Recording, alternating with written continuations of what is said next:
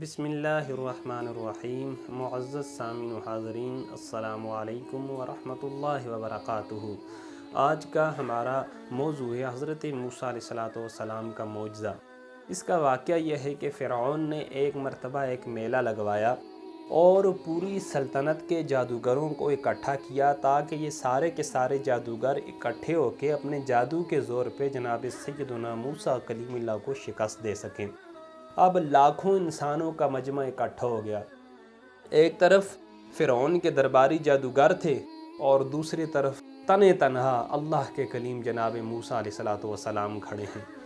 اب جب یہ مقابلہ شروع ہونے لگا تو جادوگروں نے موسیٰ علیہ السلام سے سوال کیا، پہلے آپ اپنے کمالات کا اظہار کرتے ہیں یا پہلے ہم اپنے جادوگر کے زور پہ، اپنی جادوگری کے زور پہ اپنے جادو کا اظہار فرمائیں؟ حضرت موسیٰ علیہ السلام نے فرمایا، میں تمہیں اجازت دیتا ہوں، میدان کھلا ہے، پہلے تم اپنی جادوگری کا اعلان کرو، اظہار کرو۔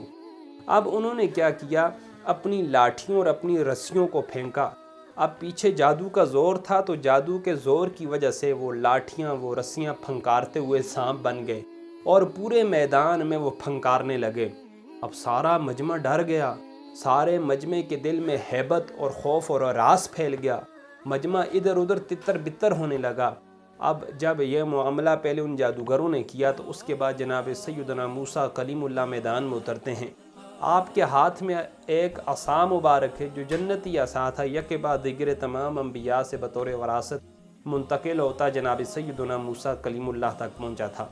آپ نے جب اپنا عصا مبارک ان کی رسیوں، ان کے سونٹوں اور ان کی جو جادوگری کے آلات تھے ان کے مقابلے میں پھینکا، اللہ اکبر، موسیٰ کلیم اللہ کا وہ جو عصا مبارک تھا اچانک وہ بڑے سے اژدہا میں تبدیل ہو گیا، اور میدان میں جو گھومنے والی رسیاں تھیں، سوٹیاں تھیں جو سانپوں کے روپ میں تبدیل ہوئی تھیں جادو کے زور سے، ان تمام کو آنے واحد میں نگل گیا، اور جادوگر حیران ہو کے مبہوت ہو گیا حضرت موسیٰ علیہ السلام کے اس معجزے کو دیکھنے لگے۔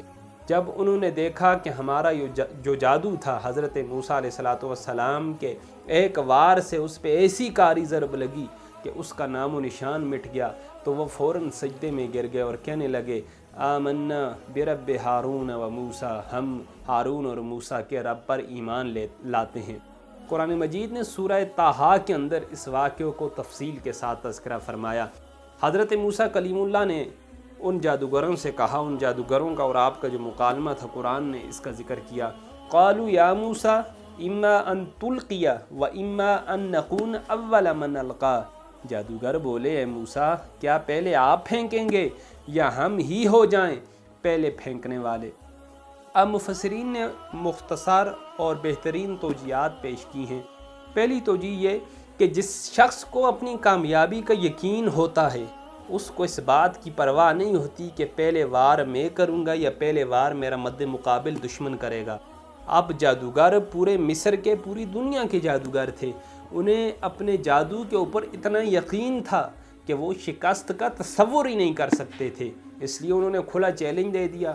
اور دوسری بڑی پیاری تفسیر جو مفسرین نے بیان فرمائی وہ یہ تھی کہ حضرت موسیٰ علیہ السلام کی بزرگ شخصیت کا ان جادوگروں نے عزت احترام ملحوظ خاطر رکھا، تو اللہ رب العزت نے ان کو عطا کیا کیا، اللہ کو ان جادوگروں کی یہ ادا اتنی پسند آ گئی کہ اللہ نے ان کو نعمت ایمان سے مشرف فرما دیا، اور اللہ کی قدرتوں کو دیکھ کے وہ ببانگے دہل کلمہ پڑھنے کے اوپر مجبور ہو گئے۔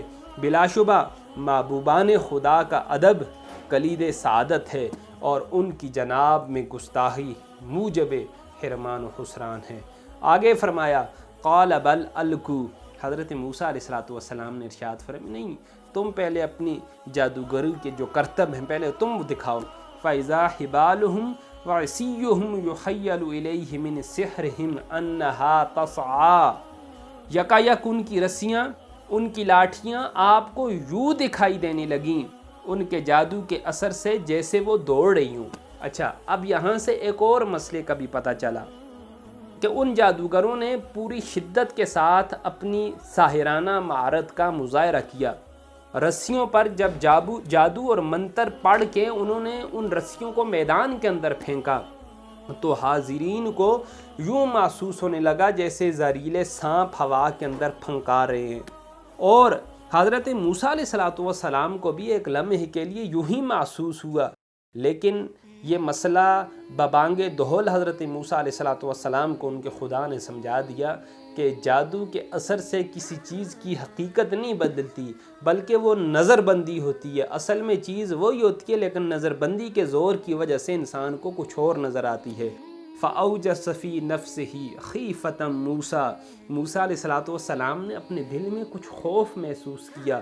اللہ نے فوراً دستگیری فرمائی، فرمایا قُلْنَا لَا تَخَفْ إِنَّكَ أَنْتَ الْأَعْلَى، اے موسیٰ خوف نہ کھاؤ، بے شک آج تم ہی ان جادوگروں کے اوپر غالب رہو گے۔ وَأَلْقِ مَا فِي يَمِينِكَ تَلْقَفْ، اور زمین پر پھینک دو جو عصا آپ کے دانے ہاتھ میں ہے۔ مَا صَنَعُوا، یہ نگل جائے گا انہوں نے جو کاریگری کی ہے۔ إِنَّمَا صَنَعُوا كَيْدُ سَاحِرٍ، انہوں نے جو کاریگری کی ہے موسیٰ یہ تو فقط جادو ہے۔ وَلَا يُفْلِحُ السَّاحِرُ حَيْثُ أَتَىٰ، اور نہیں فلاح پاتا جادوگر وہ جہاں بھی جائے۔ تو بلا حق کے سامنے جب حق آ جائے، جاء الحق وزہق الباطل، جب حق آ جائے تو حق کے سامنے باطل ٹھہر ہی نہیں سکتا۔ جب حضرت موسیٰ کا معجزہ آ گیا تو جادوگروں کی ان سائرانہ معارض کے لیے یہ پاسبل ہی نہیں تھا کہ وہ حضرت موسیٰ علیہ السلام کے معجزے کے مقابلے میں ٹھہر سکیں، اور فوراً وہ سارے کے سارے جادوگر، ان کی ساری جو انہوں نے اپنے ہاتھوں سے منتروں کے ذریعے چیزیں بنائی ہوئی تھی، وہ فوراً ایک آنے واحد میں نیست و نابود ہو گئیں۔ فَأُلْقِيَ السَّحَرَةُ سُجَّدًا، پس گرا دیے گئے جادوگر سجدہ کرتے ہوئے۔ قَالُوا آمَنَّا بِرَبِّ ہارون و موسیٰ، اور انہوں نے برملا کہا، لاکھوں کے مجمع میں کہا، سارے لوگوں کو مخاطب کر کے کہا، فرعون کے تخت کے سامنے کھڑے ہو کے کہا، اے لوگوں سن لو، ہم ایمان لائے ہارون اور موسیٰ کے رب پہ۔ انہیں بھی پتہ تھا ہم جو کر رہے ہیں یہ جادو ہے، لیکن حضرت موسیٰ علیہ السلام نے کیا یہ جادو نہیں بلکہ اللہ کا عطا کیا ہوا معجزہ ہے۔ تو اس سے یہ سبق ملتا ہے کہ جو ادب والے ہوتے ہیں وہ بامراد ہو جاتے ہیں، جو بے ادب ہوتے ہیں وہ بے نصیب بن جاتے ہیں۔ جادوگروں نے ادب کیا، اللہ نے ان کو کیا عطا کر دیا؟ ایمان کی دولت عطا کر دی۔ لیکن دوسرے نمبر کے اوپر ایک بات یہ بھی ذہن میں رکھیں، کیونکہ وہ اللہ کے نبی کے مقابلے میں آئے تھے تو فرعون نے ان جادوگروں کے ہاتھ اور پاؤں کو کٹوا دیا تھا۔ تو اللہ پاک ہمیں ان پاکان امت کا ادب کرنے کی توفیق عطا فرمائے اور ان کے در سے ایمان کی خیرات نصیب فرمائے۔ وما علینا الا البلاغ المبین۔